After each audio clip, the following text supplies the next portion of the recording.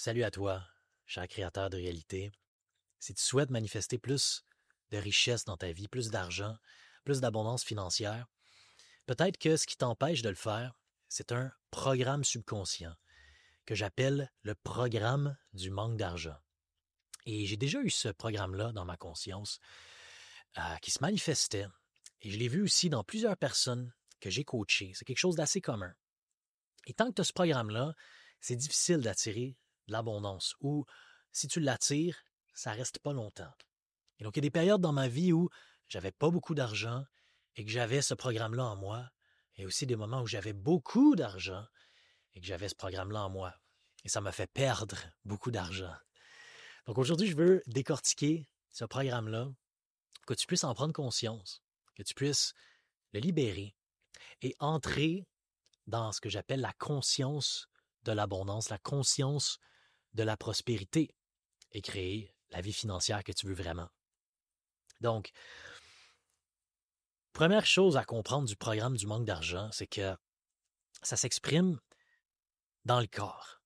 Une personne qui a le programme du manque d'argent, moi je le sais tout de suite parce que je peux voir que la personne a certaines contractions, certains inconforts quand elle pense à l'argent ou quand elle reçoit de l'argent ou même quand elle dépense de l'argent.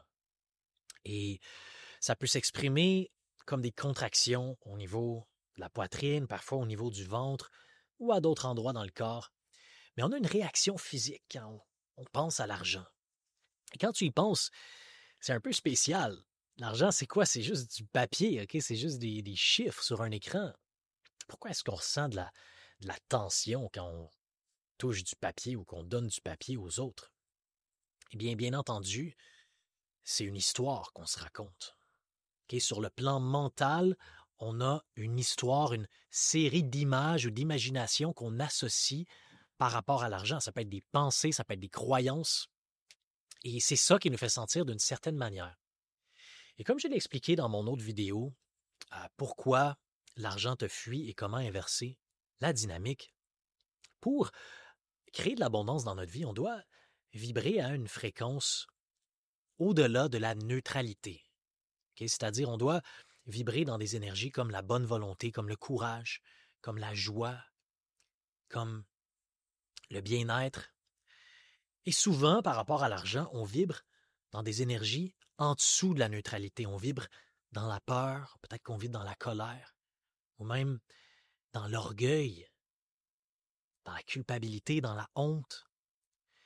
Et souvent, ce que je pose comme question aux gens qui veulent améliorer leur santé intérieure financière, je leur demande, si tu penses à l'argent, si tu écris le thème argent sur une feuille, qu'est-ce qui te vient comme pensée? C'est quoi les premières pensées qui te viennent?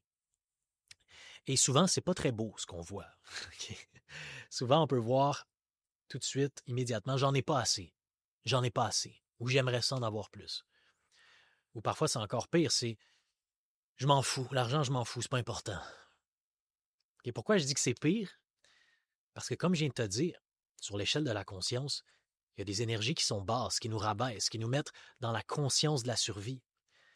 Et quand on se dit, par exemple, l'argent, je m'en fous, eh bien, on est en train de le dire avec une énergie d'apathie.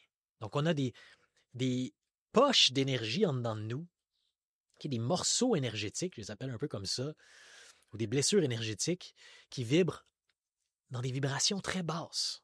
La vibration de la culpabilité, de la honte, de l'orgueil.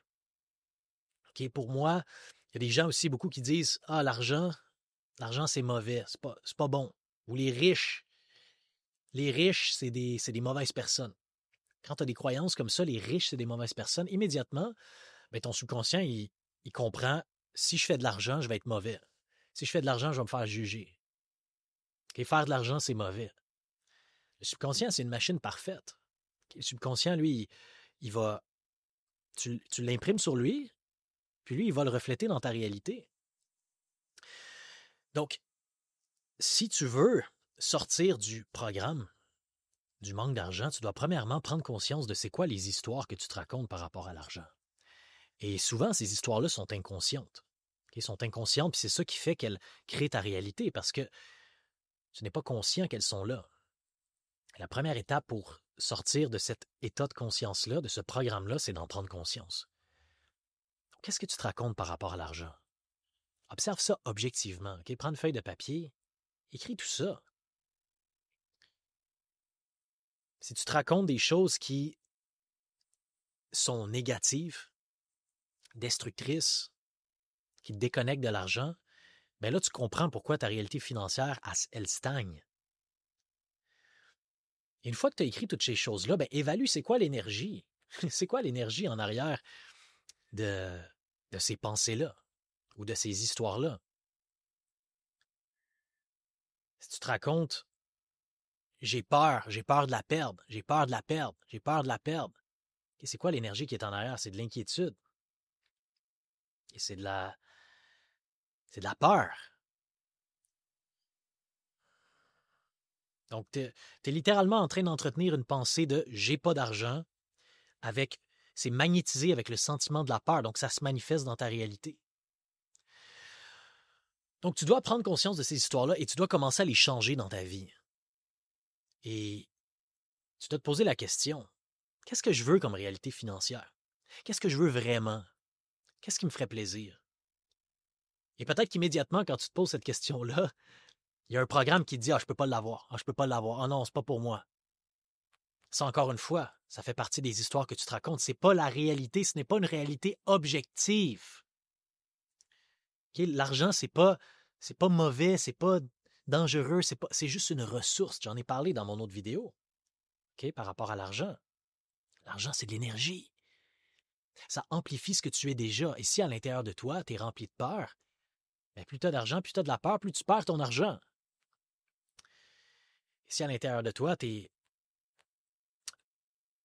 es dans des énergies qui sont alignées, qui sont belles, tu es généreux, tu es stable, bien, plus tu as d'argent, plus ta réalité va refléter, va prendre l'expansion par rapport à ce que tu es déjà à l'intérieur. Donc, observe. Quel genre de pensée les gens qui attirent de l'argent magnétiquement se disent à tous les jours? Moi, j'adore écouter des podcasts de gens qui vendent leur compagnie pour plusieurs millions de dollars, par exemple, ou juste écouter des choses, des pensées de gens qui sont déjà dans l'abondance financière. Tu veux comprendre comment ces gens le pensent. Puis tu veux modéliser leur mode de conscience. Si tu veux créer quelque chose de nouveau, tu dois commencer à penser d'une nouvelle manière. Tu ne peux pas créer une nouvelle réalité avec le même état de conscience qui a créé ta réalité actuelle. Ça fait tout simplement pas de sens. Donc, tu ne peux pas créer une nouvelle réalité financière si tu te racontes les mêmes vieilles histoires qui viennent probablement de tes parents ou de tes grands-parents ou de la société. Si tu as appris à penser par rapport à l'argent ce que la société t'a enseigné, ben, il y a 99% de chances que tu sois dans une réalité financière qui est basse. Parce que 1% de la 1% de la population est riche. Et peut-être que 10% sont plus aisés que les autres, puis 90% ne sont pas dans une bonne santé financière, une belle réalité financière. Bien, si tu penses comme les autres, tu vas te retrouver dans la même réalité que les autres. Donc, c'est normal que ce que tu entends quand tu parles à des gens qui sont déjà dans l'abondance financière, ça ne fasse pas du tout de sens. Okay? Moi, j'ai plusieurs amis millionnaires. J'adore m'entourer de millionnaires parce que j'ai envie d'avoir une réalité financière qui me convient, que j'ai envie d'avoir. Et quand je parle avec mes amis millionnaires, je suis toujours surpris de voir, par exemple, leur relation. Ils parlent du travail, par exemple. Mes deux amis millionnaires les plus proches, les deux, ils travaillent presque pas. Ils travaillent presque pas. La relation travail-argent, elle n'est pas là. Okay? Ils font du travail intelligent. Ils travaillent pas beaucoup, mais ils travaillent sur les bonnes choses. Ils focalisent leur attention de manière spécifique, de manière calculée. Et ils n'ont pas peur de l'échec. Ils voient l'échec comme une étape qui les emmène au succès. Et si les deux choses-là que je viens de te dire en ce moment, ça a l'air complètement étranger pour toi, ben, ça veut dire que tu dois te connecter encore plus à ce genre de conscience, la conscience de la prospérité. Et ça, c'est quelque chose que j'adore faire avec les gens que je coach. On observe. C'est qui la version de toi-même que tu devrais être, que tu dois être pour attirer la réalité que tu veux. Et ça ne veut pas dire que tu dois adopter des mentalités de multimillionnaire, parce que peut-être que ce n'est pas ça que tu veux dans ta vie. Peut-être que toi, tu veux simplement générer 10 000 euros par mois ou 5 000 euros par mois en faisant ce que tu aimes, ce que tu veux, ta passion. Bien, tu dois te connecter à l'état de conscience qui t'emmène là. Et ça veut dire que tu vas devoir libérer, laisser aller des vieilles manières de penser, des vieilles tendances, des vieilles habitudes. Il va falloir que tu questionnes tes croyances. Il va falloir que tu regardes la feuille de papier que tu as faite, puis tu l'observes de l'extérieur, avec du recul. Wow, c'est ça que je me raconte. Mais c'est normal que ma réalité financière soit comme ça, parce que je ressens de la culpabilité par rapport à l'argent, je sens de la honte, je me sens pas assez, je sens pas que je mérite. Ça, c'est quelque chose de gros que je vois souvent. Je sens pas que je mérite. Qui t'a dit que tu méritais pas ça? Pourquoi quelqu'un méritait plus quelque chose que toi? C'est des programmes subconscients, c'est pas rationnel. Donc, on doit libérer ça. On doit faire de la libération émotionnelle. Okay? C'est ça que je fais souvent en coaching, puis même sur moi-même. Quand on voit ces pensées-là, bien, on veut étudier c'est quoi l'énergie qui est en arrière, puis on veut libérer cette énergie-là de notre conscience. On veut sortir ça du subconscient.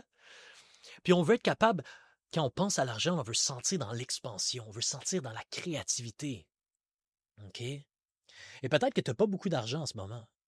OK? Moi, il y a un moment dans ma vie, justement, quand j'ai démarré ma première entreprise, ça faisait 8 mois que je travaillais à essayer de faire marcher mon modèle d'affaires, puis ça ne marchait pas. Puis, à un moment donné, j'ai dû retourner chez mes parents, j'avais plus d'argent. Puis je ressentais un peu de honte, mais j'ai pas laissé ça dominer ma conscience parce que j'avais une vision. J'avais une histoire que je me racontais. Je me racontais, en ce moment, je suis en train de construire ma première entreprise, puis ça va fonctionner. Je le sais, c'est en train de marcher, je le sens. Okay? Puis j'étais chez mes parents, puis même s'il y a des gens qui me disaient, va te trouver un emploi, t'es dans une illusion, abandonne, mais je les ai pas écoutés. J'ai choisi de ne pas écouter leur histoire. Parce que je savais que, comme Neville Goddard le dit, les histoires qu'on se raconte deviennent nos réalités. Les histoires qu'on croit, qu'on voit intérieurement constamment, ça devient notre réalité. Et c'est ce qui s'est passé quand je suis retourné chez mes parents. Bien, 3 mois plus tard, j'ai généré mon premier 30 000 américains dans mon entreprise de commerce en ligne. OK? Quelques mois plus tard, 3-4 mois plus tard, je faisais 100 000 par mois. Quelqu'un de l'extérieur se dirait, ben voyons donc, c'est impossible ça. Mais il ne voit pas tous les moments où il y a eu des pentes descendantes, où j'ai eu du doute, mais que je me suis réaligné, j'ai redirigé mon attention. Okay? C'est ça le travail du créateur de réalité. C'est qu'on ne laisse pas le monde extérieur changer notre histoire interne. Et tu dois faire la même chose si tu veux attirer l'abondance financière dans ta vie. Et si je serais allé me chercher un emploi, ça n'aurait rien changé. J'aurais pu me trouver un emploi. Puis vas-y de trouver un emploi. Si ça te donne un sentiment de sécurité pendant que tu construis ton entreprise, c'est OK. Tu vois, il y a des gens parfois qui me posent la question, est-ce que je devrais tout abandonner pour faire mon entreprise ou est-ce que je devrais me trouver un emploi? Ou peu importe ce que tu veux. Tu peux réussir en ayant un emploi sur le side. Tu peux réussir en abandonnant tout. L'important, c'est que tu te racontes l'histoire que tu souhaites, puis que l'histoire que tu te racontes, elle corresponde à ce que tu es en train de créer. Puis que tu sois dans l'énergie de la conscience, de la création, de la prospérité. Que tu ne sois pas pris dans l'énergie de la survie, dans je dois conserver mon argent, je dois. C'est difficile d'attirer l'abondance financière dans cette énergie-là. L'argent, c'est de l'énergie, puis quand tu la dépenses, tu la reçois, ben elle reçoit ton énergie. Il y a un métaphysicien que j'aime beaucoup, Stuart Wilde, qui a fait un livre sur l'argent. Il dit justement que l'argent, elle reçoit notre énergie quand on la touche. Et j'aime croire à ça, même si c'est un peu wouhou. J'adore ça, de la manière que tu interagis avec l'argent, que tu touches l'argent, l'énergie que tu as, mais ça circule dans le marché, puis ça revient. Et ça, c'est un autre concept que tu vois quand tu étudies les gens qui ont de l'argent. ils voient l'argent comme simplement une ressource qui circule, que tu peux utiliser pour multiplier. Et les gens qui sont dans la conscience du manque, le programme du manque, ben eux, ils voient l'argent comme quelque chose qu'ils doivent conserver, qu'ils doivent garder, qu'ils doivent pas trop dépenser, il faut pas trop risquer, c'est dangereux. Conscience de la survie, ça emmène plus d'expériences dans notre vie où on va perdre de l'argent, où on va se ramasser dans des réalités encore plus dans la contraction. Donc, prends conscience de ça, cher créateur. Observe les histoires que tu te racontes. Puis, choisis c'est quoi la réalité financière que tu veux. Il n'y a personne qui peut t'empêcher de l'atteindre sauf toi. Sauf les histoires que tu te racontes.